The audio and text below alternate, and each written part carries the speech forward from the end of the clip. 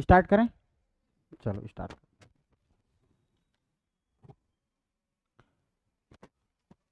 पिछले क्लास में हम लोग पढ़े थे स्वर वर्ण, है ना भाई। तो स्वर वर्ण को हम लोग विभिन्न आधार पर बांटते चल रहे थे। जैसे कि बात करेंगे स्वर वर्ण, ठीक, ये स्वर वर्ण है। इस स्वर वर्ण को हम लोग अलग अलग भागों में बांट सकते हैं। जैसे कि हमारा क्या था, पहला उत्पत्ति के आधार पर, उत्पत्ति के आधार पर ये हो गया है ना भाई। उत्पत्ति के आधार पर दूसरा हमारा मात्रा और उच्चारण के आधार पर, मात्रा और उच्चारण के आधार पर ये भी हो गया है, ठीक है। तीसरा हमारा चल रहा था शरीर के अंगों के अनुसार, शरीर के अंगों के अनुसार इसको बांटेंगे। साथ में फिर हमारा क्या था, श्वास के आधार पर। इसके बाद श्वास के बाद हमारा देखा जाए तो घोषत्व के आधार पर, जिसको हम लोग क्या बोलते हैं, कंपन न बोलते हैं, है ना। उसके बाद हमारा प्राण के आधार पर, जिसको हम लोग प्राणत्व बोलते हैं, है ना भाई। जिसको हम लोग, हवा हमारा प्राण है, जिसको हम लोग प्राणत्व के आधार पर बोलते हैं, जो कि हमारा अल्प प्राण महाप्राण पढ़ेंगे। इतना था, है ना। इतना को हमें पढ़ना है, अभी खत्म करना है। जिसमें अगर हम लोग देखेंगे तो उत्पत्ति के आधार पर हो गए, मात्रा उच्चारण के आधार पर हो गए, शरीर के अंग अनुसार अभी चल रहा है। इसी को हम लोग क्या करेंगे, डिस्कस करेंगे, ठीक है। तो चलो अब स्टार्ट करते हैं। तो शरीर के अंगों के अनुसार पर देखें तो शरीर के अंगों के अनुसार, ठीक है, शरीर के अंगों के अनुसार स्वर वर्णों को विभाजित किया गया है, अनुसार स्वर वर्ण, ठीक है, स्वर वर्ण, ठीक है, ठीक है। स्वर शरीर के अंगों के अनुसार, ठीक है, शरीर के अंगों के अनुसार, ठीक है ना, स्वर वर्ण। तो कैसे कैसे राइटिंग बन रहा है मेरा यार।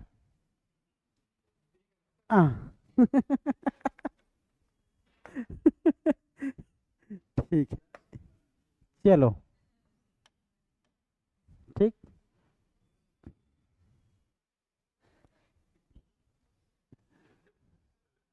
चलो, शरीर के अंगों के अनुसार, ठीक है। तो इस शरीर के अंगों के अनुसार पर पहला क्या हो जाएगा हमारा, पहला हो जाएगा जी हमारा जीभ के आधार पर। पहला जीभ के आधार पर अर्थात जीभ के प्रयोग के अनुसार, ठीक है, जीभ के प्रयोग के अनुसार, जीभ। दूसरा हो जाएगा हमारा मुंह के प्रयोग के अनुसार, और तीसरा हमारा होंठ या ओंठ के प्रयोग के अनुसार। इस तीनों के अनुसार हमारा स्वर वर्ण अलग अलग भागों में विभाजित किया गया है ना भाई। जिसमें अगर हम जीभ के डिस्कस किए थे थोड़ी देर कल, तो जीभ के आधार पर हम लोग देखें तो जीभ में हमारा देखा जाए तो ये हमारा समझ लो जीभ है, ठीक है। ये लगा हुआ है हमारा कंठ की तरफ सुधर जुझा हुआ है, जुड़ा हुआ है ना भाई। ये हमारा ऊपर से देखा जाए तो कौन सा भाग, अग्र भाग, ये मध्य भाग, और ये पश्च भाग, है ना भाई। तो अग्र मध्य पश्च, तो जिसमें हमारा देखा जाए तो ये हमारा जीभ के आधार पर जब देखेंगे, तो जीभ के आधार पर देखेंगे तो जीभ के आधार पर स्वर वर्णों को तीन भागों में बांटा गया है। कितने भागों में, तीन भागों में। तो जीभ के आधार पर स्वर वर्णों को तीन भागों में बांटा गया है, एक अग्र स्वर वर्ण, मध्य स्वर वर्ण और पश्च स्वर वर्ण। तो ये जीभ के आधार पर हमारा क्या हो जाएगा, अग्र स्वर वर्ण, ठीक है। अग्र स्वर वर्ण आप लोग, मैं पूरा नहीं लिख रहा हूं ना, आप लोग अग्र स्वर वर्ण है लिखना। जैसे कि बात करेंगे हम लोग, दूसरा हो जाएगा हमारा मध्य स्वर वर्ण, तीसरा हो जाएगा हमारा पश्च स्वर वर्ण। ये तीन हो गया।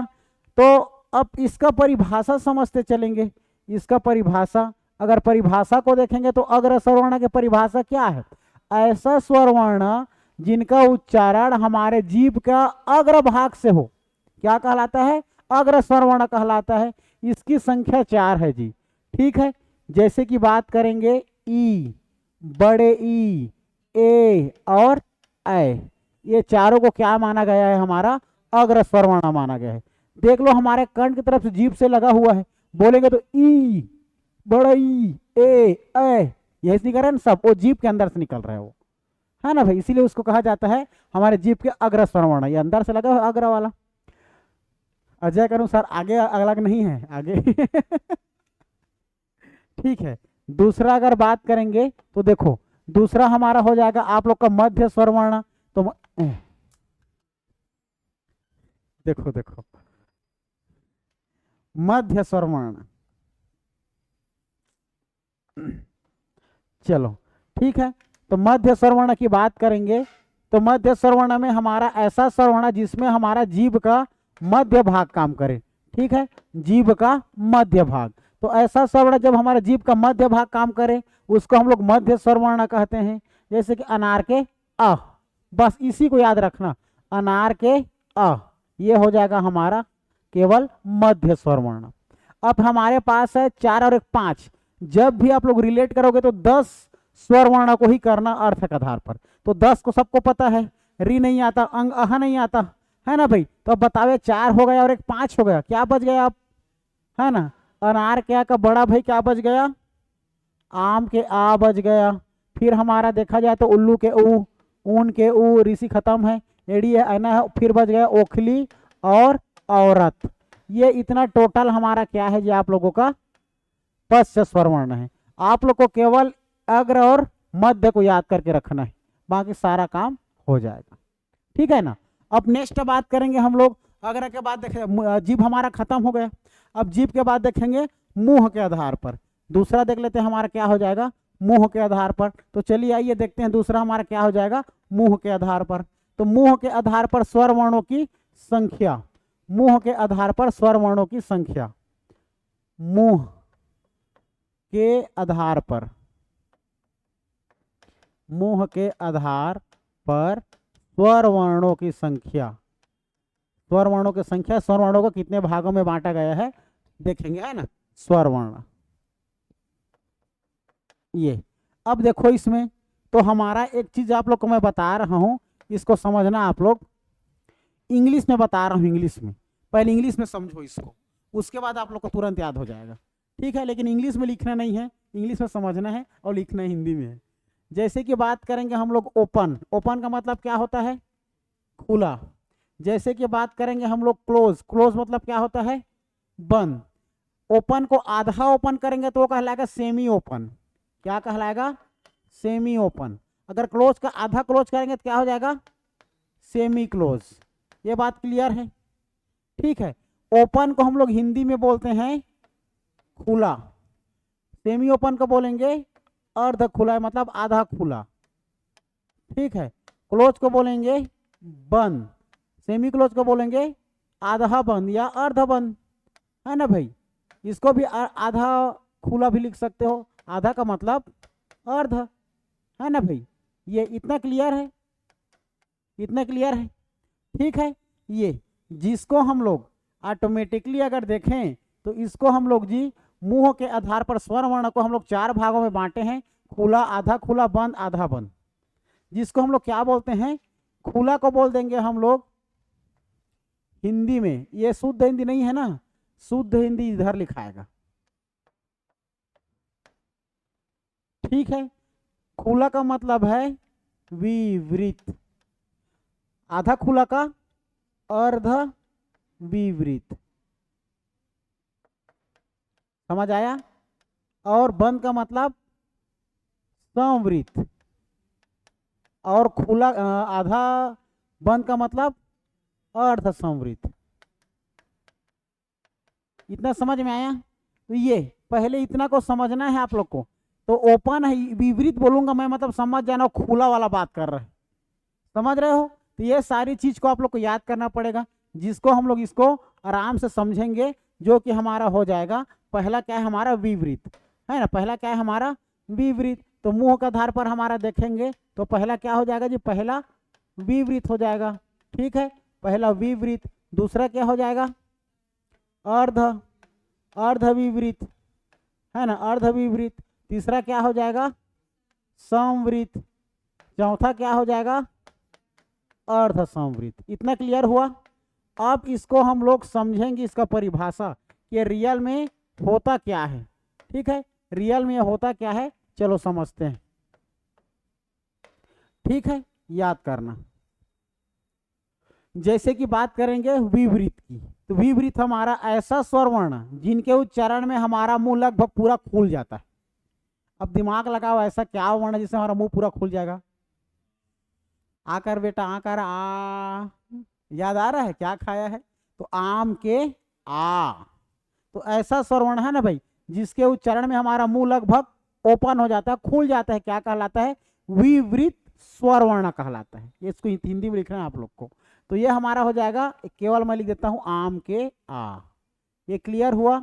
आम के, कहीं जगह ना कुछ मच्छर वच्छर बैठ रहे, पता है, इसीलिए ऐसा हो रहा है। चलो, ये हो जाएगा हमारा आम के आ। ठीक है ना? तो आम के आ हमारा को किस प्रकार का स्वर वर्ण है? विवृत। किसके आधार पर? मुंह के आधार पर। ठीक है। अगर वो शरीर के अंग के आधार पर पूछेगा तो आ किस में आ जाएगा? दिमाग लगाओ, हमारा मध्य पश्च में आ जाएगा। समझ रहे हो ना? पश्च में आ जाएगा, जीभ के आधार पर। हाँ, तो अपने को जीभ के आधार पर नहीं, अपने को मुंह के आधार पर जानना है। ठीक है। ये तो ये हो जाएगा आ। अब याद करो, आप लोग मैं अग्र स्वर वर्ण बताया हूं। अग्र स्वर वर्ण याद है सबको? ई ए। उसी को याद करोगे तो तब ये पूरा याद हो पाएगा। ठीक है, उसी को याद रखना है आप लोग को। ठीक है। तो जैसे कि ये तो हमारा पूरा खुला हो गया। अब खुला के बाद आप लोग को जानना है पूरा बंद को जानना है। ऐसा स्वर वर्ण जिनके उच्चारण में हमारा मुंह लगभग बंद हो जाए उसको संवृत स्वर वर्ण कहते हैं। ठीक है, लगभग क्या हो जाए? बंद हो जाए। जैसे कि उधर ई, ठीक है, बड़े ई, उधर ए आया था अग्र स्वर वर्ण में, उसको उ कर देना है। क्या कर देना है? उ कर देना है, छोटा उ और बड़ा उ। आई बात समझ में? ये है ना? देखो लगभग बंद हो जाएगी, ई उ लगभग बंद है अपना मुंह, लेकिन आ बोलो तो इसमें बंद हो पाएगा क्या?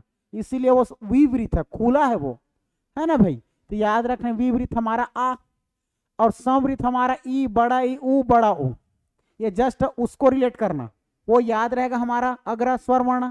तो अग्र से सीधा ए को उ कर देना, वो याद है भी याद। ठीक। अब एकदम इजी, ए ओ जाने वाली बता दे तोर नाम। ठीक है, ए ओ समझ रहे हो ना? है ना? खा ले वो गुप चुप मजेदार, सुने ना गाना? उसमें तो है ए वो जाने वाली थोकन दे दे ना उधार, ऐसे तो गाना है का वो। ठीक है। तो चलो, तो याद रखना अर्ध संवृत। तो अर्ध संवृत में ए और ओ, बस। तो अब बाकी क्या बच गया होगा? 10 तो अपने पास है। क्या क्या बच गया? दिमाग लगाओ, उसको लिख दो। क्या क्या बचा? अर्ध विवृत में ए का बड़ा भैया ऐ, ओ का बड़ा भैया आओ, और आम का छोटा भाई आ। खत्म। ठीक। और कुछ बचा? 4 3 4 2 6 7 3 10, वो करीब 11 थे री, तो री तो लिखना ही नहीं है ना? तो ये हो गए हमारा मुंह के आधार पर। समझ में आया? मुंह के आधार पर। ठीक है। अब देखेंगे हम लोग मुंह के बाद आ जाएगा हमारा लास्ट क्या आ गया? ओंठ के आधार पर। ठीक है। तो ओंठ के आधार पर स्वर वर्ण देखेंगे, ओंठ के प्रयोग के आधार पर।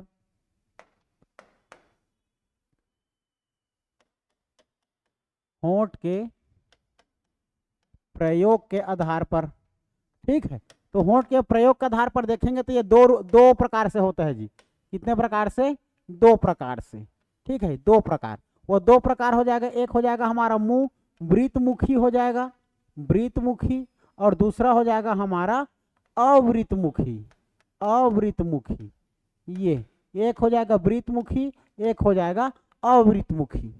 अब वृतमुखी क्या है? वृत्त मतलब सर्कल, जिसमें बोलने से गोल बने, सूरामुंह टाइप। ओंठ क्या बन जाएगा? ऐसा हो जाएगा। अब कैसे में हमारा होंठ वैसे होगा? ऊ। समझ आ रहा है ना? तो ऊ आ रहा है मतलब समझ जाना कि हमारा ये कौन सा है? हमारा वृतमुखी है ना भाई? वृत्त का मतलब ही सर्कल है, गोला है। तो सूरा मुंह को याद रखना आप लोग। जैसे कि बात करेंगे, देखो जैसे कि बात करेंगे, है ना भाई? ऐसा स्वर वर्ण जिनके उच्चारण में हमारा ओंठ लगभग गोलाकार हो जाए, क्या कहलाता है? वृतमुखी कहलाता है। नहीं देख लोगे आराम से इसको, परिभाषा को, है ना भाई? तो क्या है वो? ऊ। ऊ बड़ा ऊ, ओ। आउट नहीं होता क्रिकेट में तो ओ, है ना भाई? तो याद रखना ये ओ ये चारों हमारा क्या है जी, आप लोगों का वृत्तमुखी। अब जितना भी सारा बच गया वो क्या है, उसको बोलने से हमारा मुंह अब गोला नहीं होगा, इसीलिए क्या कहलाएगा, अवृत्तमुखी कहलाएगा। तो ऐसा स्वरवर्ण जिनके उच्चारण में हमारा ओंठ लगभग वृत्ताकार नहीं होता, क्या कहलाता है, अवृत्तमुखी कहलाता है। तो क्या है अवृत्तमुखी में, देख लो अवृत्तमुखी में अब आप लोग को समझ जाना है। जैसे कि बात करें, देखो क्या क्या बच रहा है जी,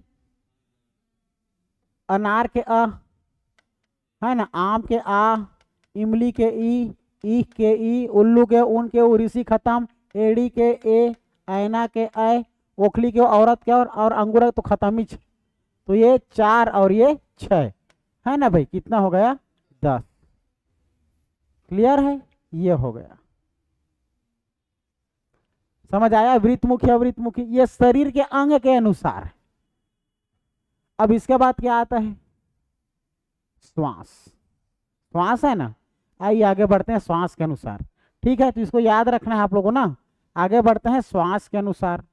तो चलो देखते हैं, श्वास लेने और छोड़ने के आधार पर स्वर वर्ण का कैसा रूपांतरण किया गया है, यह समझना है। तो श्वास लेने एवं छोड़ने के अनुसार, श्वास लेने एवं छोड़ने के अनुसार, है ना, श्वास का काम ही है लेना और देना। ठीक है, श्वसन निश्वसन पढ़ते हैं अपन, आक्षी श्वसन अनाक्षी श्वसन, है ना। तो श्वास लेने एवं छोड़ने के आधार पर स्वर वर्ण, स्वर वर्ण, ठीक है। ये अब इसमें हम लोग बात करेंगे जी, इसमें देखेंगे तो इसमें 2 प्रकार से होता है। कितने प्रकार से, 2 प्रकार से। एक होता है निरुनासिक, निरुनासिक, और एक होता है अनुनासिक। एक हो जाएगा अनुनासिक, एक हो जाएगा अनुनासिक। ठीक है, जब भी अनु बोलेगा, अनु बोला मतलब नाक और मुंह, और जब भी नीरू बोलेगा, नीरू मतलब नाक का ना होना, नीरू बोलेगा मतलब नाक का ना होना। तो किसका होना, मुंह का होना। तो मुंह का होना मतलब मौखिक। तो इसको हम लोग निरुनासिक को मौखिक के नाम से भी जानते हैं जी, मौखिक स्वर वर्ण के नाम से भी जानते हैं। ठीक है, मौखिक, ठीक है, मौखिक, ये मौखिक, मौखिक बोलो या निरुनासिक या अनुनासिक, अलग अलग है। अब निरुनासिक स्वर वर्ण की परिभाषा कैसे परिभाषित करेंगे, अनुनासिक को कैसे करेंगे। तो ऐसा स्वर वर्ण जिसमें हम केवल मुंह के सांस लेते हैं और उसी में उच्चारण होता है, उसको कहते हैं हम लोग मौखिक या निरुनासिक। तो ऐसा स्वर वर्ण जिसको हम लोग मुंह में श्वास लेते समय केवल उसका उच्चारण हो, क्या कहलाता है, निरुनासिक कहलाता है ना। तो सारा चीज तो मुंह से ही सांस लेकर बोलते हैं, तो सब तो मुंह में ही आ जाएगा। तो जितना हम स्वर वर्ण पढ़ते हैं ना, जैसे कि जितना हम स्वर वर्ण पढ़ते हैं वो सब आ जाएगा इसमें, आ हो जाएगा, ई हो जाएगा, ऊ, वो सभी हमारा आ जाएगा। सबको तो मुंह में सांस लेकर नहीं बोलना पड़ेगा, है ना। ऐसा तो नहीं नाक की सांस से भी बोलेंगे, है ना, नाक में भी नहीं बोल सकते लेकिन मुंह में बोल सकते हैं। इसीलिए सब हमारा जितना स्वर वर्ण आता है हमारा ये निरुनासिक मौखिक के अंतर्गत आता है। ठीक है, अब बात करेंगे अनुनासिक। तो अनुनासिक में ऐसा हो जाएगा, ऐसा जब हम श्वास लेते हैं तो नाक एवं मुंह दोनों के सहायता से उच्चारण करते हैं। तो नाक एवं मुंह के द्वारा सांस लेते हैं जिसमें हमारा ऐसा स्वरवर्ण उच्चारण हो, अनुनासिक कहलाता है। इसी अनुनासिक के अंतर्गत हमारा पंचमाक्षर भी आता है, याद करो। इसमें नाक से भी बोलना पड़ेगा, मुंह से भी बोलना पड़ेगा। तो नाक और मुंह के सहायता से बोले वो अनुनासिक है। स्वर के लिए बोले तो स्वर अनुनासिक, व्यंजन के लिए बोले तो व्यंजन अनुनासिक, है ना भाई। तो ये अनुनासिक है जिसमें नाक और मुंह, इसमें केवल मुंह के अनुसार, है ना भाई, केवल मुंह में सांस लेते हैं, केवल मुंह में सांस लेते समय इसका क्या होता है, उच्चारण होता है। और इसमें हमारा देखा जाए तो इसमें नाक प्लस मुंह दोनों में श्वास लेंगे तब जाकर के क्या होगा, ये तब जाकर के अनुनासिक बनेगा। जैसे कि ये हमारा क्या बन सकता है, अब अगर इसमें देखें तो चंद्र बिंदु वाले, ठीक है, चंद्र बिंदु वाले, चंद्र बिंदु वाले सभी उसमें समझ रहे, ये भी आ जाएगा अंक मात्रा, समझ रहे हो। तो ये सभी हमारा चंद्र बिंदु वाले समझना, चंद्र बिंदु वाले, चंद्र बिंदु वाले जितना आएगा आ चा का चा ला चा चांद। हाँ मैं ये बता रहा हूँ, ये इस चंद्र बिंदु, वो च के साथ चंद्र बिंदु बता रहा हूँ, मतलब च है तो चंद्र, उसी को मतलब ये चंद्र बिंदु है तो च को चंद्र बना रहा हूँ, ऐसे इसमें नहीं कर सकते, ठीक है। और अनुनासिक बोलने से स्वर भी आ जाएगा, व्यंजन भी आ जाएगा, लेकिन वहां पर हम डिवाइड कर सकते हैं, व्यंजन अनुनासिक वर्ण और स्वर अनुनासिक वर्ण। हम यहाँ पर स्वर को पढ़ रहे हैं तो केवल हम स्वर को भी लिखेंगे फिर भी चल जाएगा, जैसे कि ई करते हैं, है ना, वो ई है, समझ रहे हो, कुछ भी करो। तो इसमें चंद्र बिंदु लगा मतलब समझ जाना क्या है हमारा ये, ठीक है ना, अनुनासिक है। अनुनासिक केवल अनुनासिक बोलेगा तो स्वर भी आ सकता है, व्यंजन भी आ सकता है, लेकिन हम लोग अनुनासिक स्वर में पढ़ रहे हैं तो केवल स्वर को भी लिख देंगे। हाँ, अंक के मात्रा लगना जरूरी है, ठीक है, तभी है। ठीक, आगे बढ़िए, समझ में आया। श्वास के आधार पर, ये श्वास के आधार पर।